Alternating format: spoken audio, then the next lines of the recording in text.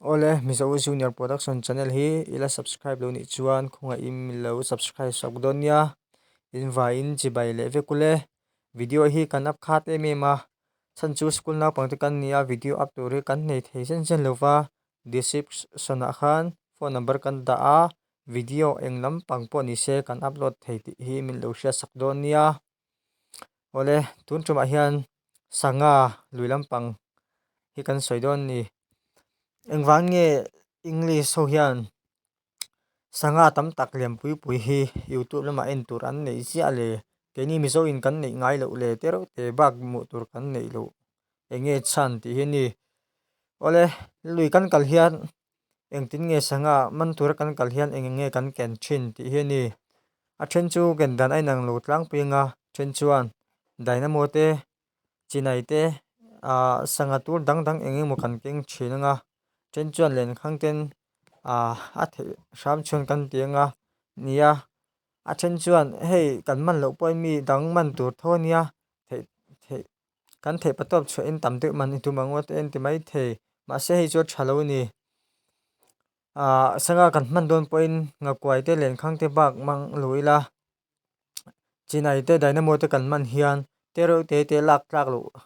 kha kan tilum fe a kha hu kha pui tling tur anom to lova chuwain Mizoram ah hian luya kal hian sanga hi atlem pha emema chinai phei chu a thlen chin kha a lui chunga khan tui chunga khan nungcha pakhat ma da om theanum to lova kha tiang khopa i tur la om kha nia mihring tan po la om kha tiang kha chu ei po ei du su kha tiang sanga man kha sa kha chu kha tiang lo chongin pa ngai te in man pa ngai in len khang nen te man tai la tu na po hian kan zorama nge hian sanga sang tam tak a awma liam pui mu tur hi a awm ka ringa ke chu ma se tu na tak chuan mu tur khalai muna chulai muna sanga liam pui tam ti a soina mun po ka she to lo ama kha chuan ke ni ram nge ya po liam pui ke ni po hi min tol thei khopang tia lian kha an soi thina ma se tu na po mu tur am to lowa tuile thuk tak a bak am to lawang ma se chu tuile thuk tak la tu man kan fia ngam om si lova kha tiang kha nia lui han kal hian sanga te hi rong shan te hi mu tur om se anuam pik ta a baka hei chakai po hi ni thowa miso hian chakai hi lo kan englo thina kha chakai na e kan man sel kan man lo kha chung an luta an thi pui le tho thwa kha tiang lo khan kan thei tin china khan aluya kalin keima ni ngein englo tur tel lo khan kan chakna nge khan han phut la lungte hi ta khan bo kan ei khop chu kan man don shima kha tiang zong in thil ti hi war zo kila tuna hian chinai te kan man vaka kan mang vaka ha kum lia man tur sanga om to lo keima ni bok in kan ngak le asman hun tur chu wang chuan hei kan thei china chuan alen khang te mang zo kila kum tin man tur am awmanga chuan ke ni tan po al hok zo nga sanga po ain thla pung zo nga chuti luwa hei atur lam a poison lam a kan man chuan kum thum nu a po man thlak tak anom ngai lo he tiang hi chu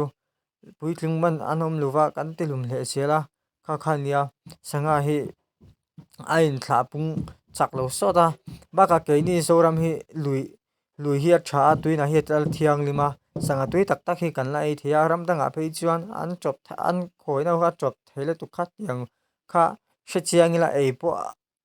kan ei du lowang khat tiang khan nia tuna ke ni lui nuam tak a sanga man tur kan la nia a hang tui beka ei po anuama tampo kan ei theita ngai to po ni la kan man na kha a thiang lima ba ka man po nuama kha tiang kha nia englo kan thei china chuan tur tel lo khan man itum sham angu ti hi karon soi du ni tuna karon soi ta han soi swal le inpui soi ka nei chuan min hre thiamula tunlaya sanga ming hriat tam tak ani mai thia chu comment lama khan i lo comment don nia o